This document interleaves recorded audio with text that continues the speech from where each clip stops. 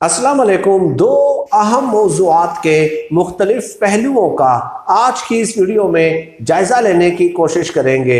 सबसे पहले नाजरीन आते हैं कि साद रफ़ीक साहब को भी कप्तान के डरावना ख्वाब आना शुरू हो गए हैं। इसकी तफसीलात क्या है, वीडियो के पहले हिस्से में हम ये डिस्कस करेंगे और दूसरे हिस्से में हम मौज़ूए बहस लाएंगे कि बुशरा बीबी के जो जिन्नात हैं अब उन्होंने सरकारी दफातर में डेरे डाल दिए हैं। इसके मुतालिक हकायक क्या है वो भी इस वीडियो का हिस्सा होंगे। नाजरीन, सबसे पहले तो कल शहबाज शरीफ साहब, आसिफ जरदारी साहब, बिलावल जरदारी, मरियम नवाज, इन लोगों की लाहौर में मॉडल टाउन में मुलाकात हुई है और अब जो चंद लोग हैं उन्होंने फिर इमरान खान साहब की हुकूमत के जाने के ख्वाब देखना शुरू कर दिए हैं। नाजरीन, मेरी हमेशा से एक आदत रही है और वो ये कि मैं रेटिंग के दौड़ में सबसे पहले ब्रेकिंग न्यूज देने का कायल नहीं हूं। चुनाचे कल जब मॉडल टाउन में इन रहनुमाओं की मुलाकात हुई तो सब ने जो है ना ब्रेकिंग न्यूज देना शुरू कर दी। अब उसका नुकसान क्या होता है कि जब आप मोतमद जराए से खबर पहले कंफर्म नहीं करते तो रेटिंग की दौड़ में आप फेक न्यूज फैलाना शुरू कर देते हैं और डेफिनेटली इसका इम्पैक्ट जो है वो क्या होता है कि आप एक गलत खबर पे मुआशरती रुझान जो है वो मुरतब करना शुरू कर देते हैं और लोगों को इंटेलेक्चुअली करप्ट कर देते हैं। अब नाजरीन, कल हुआ क्या है? कल ये हुआ है कि पहली बात तो ये फैलाई गई कि शहबाज शरीफ साहब ने आसिफ जरदारी साहब को 20 पीटीआई के रहनुमाओं की लिस्ट पेश कर दी है, नाम पेश कर दिए हैं कि जनाब ये 20 पीटीआई के जो रहनुमा हैं वो हमसे राब्ते में हैं, इसलिए तहरीक अदम एतमाद के लिए ये एक मुनासिब मौका है। जब मैंने इंतहाई करीबी जराए से, अंदरूनी जराए से ये खबर कंफर्म की तो उसमें ये कहा गया कि जनाब ऐसी कोई लिस्ट शहबाज शरीफ साहब की जानिब से पेश नहीं की गई।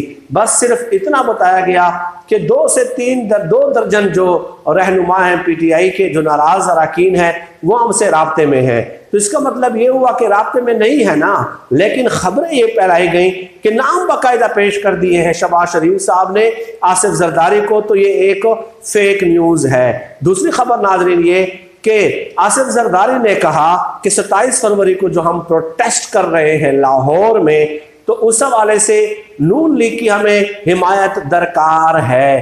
तो नून लीग ने यह शर्त रख दी कि 23 मार्च को हमारा यानी कि फजलुर रहमान साहब के साथ मिलके इस्लामाबाद में पड़ाव होगा 23 मार्च को, तो इस शर्त पे हम आपकी हिमायत करेंगे 27 फरवरी के आपके एहतजाज की कि आप 23 मार्च तक वहां पे धरना देंगे। तो आसिफ जरदारी साहब ने कहा कि हम धरनों के कायल नहीं हैं, हम पार्लियामेंट के अंदर चेंजेस लाना चाहते हैं, इसलिए हमारा एक दिन का ही प्रोटेस्ट होगा। तो इसके जवाब में नून लीग ने यह कह दिया कि फिर हमारी तरफ से जो है आपको एक दिन के एहतजाज के लिए कोई हिमायत नहीं मिल सकती।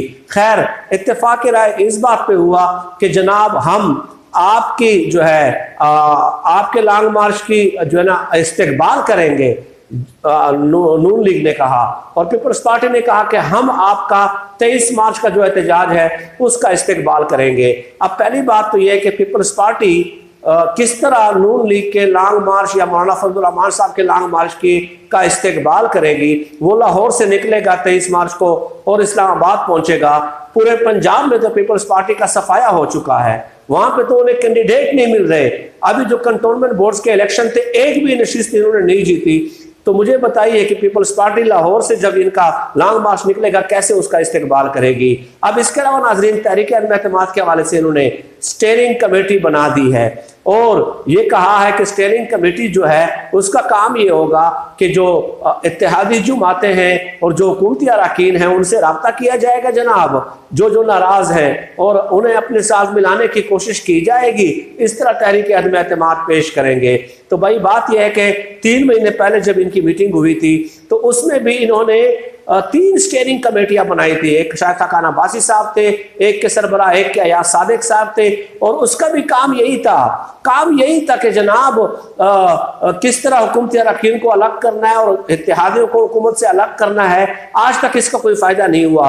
कमेटी बनाने का मकसद ही यही है कि ये मामला कूक आते चला गया है। साद रफीक साहब ने कल आसिफ जरदारी साहब से कहा कि सर अगर हमारी तहरीक एतमाद नाकाम हो गई तो फिर हम क्या करेंगे, हमारे पास क्या स्ट्रेटजी होगी। तो आसिफ जरदारी साहब ने कहा कि जनाब अगर मैं ही आपको बता दूं तो फिर आपको मेरी जरूरत नहीं पड़ेगी। यानी साद रफीक को अब कप्तान के डरावने ख्वाब आना शुरू हो गए हैं और पहले से ही वो अपने जहन में नाकामी का तस्वुर किए हुए बैठे हैं। खैर एट द एंड बात यह है कि एक राब्ता हुआ है दोबारा से, जो है ना, इन लोगों ने एक सियासी तो राब्ते शुरू कर दिए हैं, लेकिन किसी हवाले से कल कंसेंसस डेवलप नहीं हो सका। अब नाज़रीन जो वीडियो का एक हिस्सा आप देख रहे हैं कि बुशरा बीबी के जनात ने सरकारी दफातर में डेरे डाल दिए हैं। तो सोशल मीडिया पे चंद वीडियो सर्कुलेट कर रही हैं। डिस्क्रिप्शन में मैं एक यूट्यूबर का लिंक दूंगा, उन्होंने भी इस खबर को खूब उछाला है और इसके अलावा कई लोगों ने उछाला है। और वो ये कि बुशरा बीबी के जिनात ने अब सरकारी दफातर में जाकर अफसरान की निगरानी शुरू कर दी है।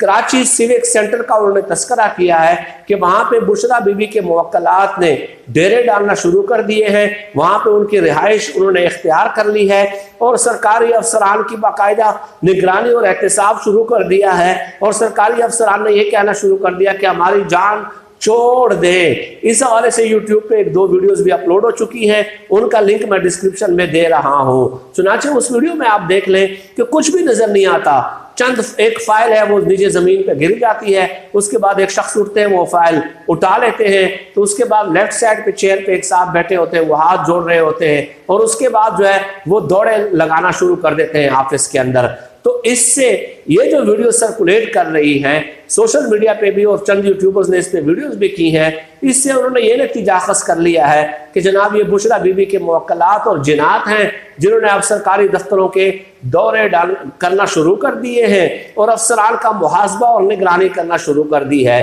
तो 21वीं सदी में इस किस्म के सोच वाले यूट्यूबर्स, उनके अकल पे मैं मातम पढ़ता हूँ, नोहा करता हूँ, अफसोस का इजहार करता हूँ। लेकिन यही लोग हैं जो इस तरह की वीडियोस के जरिए जो है वो हासिल करते हैं, व्यूज़ हासिल करते हैं।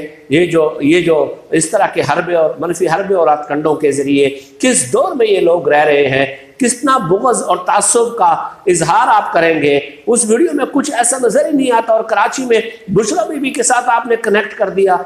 हद है यार। इससे जाहिर होता है कि इमरान खान साहब को गिराने के लिए और इमरान खान साहब की जात पे बराह रास्त करप्शन का इल्जाम लगाने के लिए इन लोगों के पास और कुछ नहीं है। ये तो एतराफ शिकस्त है। आप मुझे बताएं इमरान खान साहब की फैक्ट्रियां कहां पे है, कौन सी बराह रास्त करप्शन की है, कौन सी बैड परफॉर्मेंस है। ये चीजें जब आप बताएंगे definitely we will be convinced.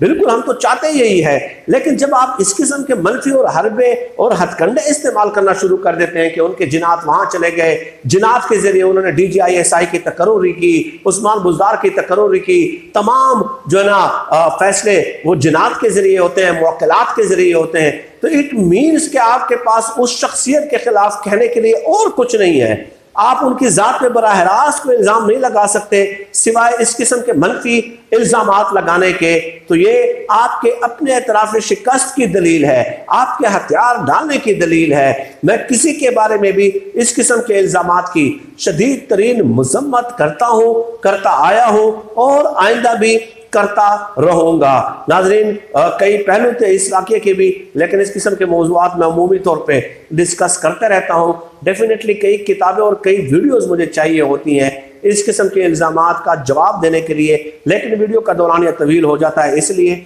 सरे दस्त इसी पे इक्तफा करता हूँ। अल्लाह पाक से दुआ है कि अल्लाह पाक हमें खल्क़ खुदा के लिए आसानियाँ पैदा करने की तौफ़ीक़ अता फ़रमाए। आमीन या रब्बिल आलमीन।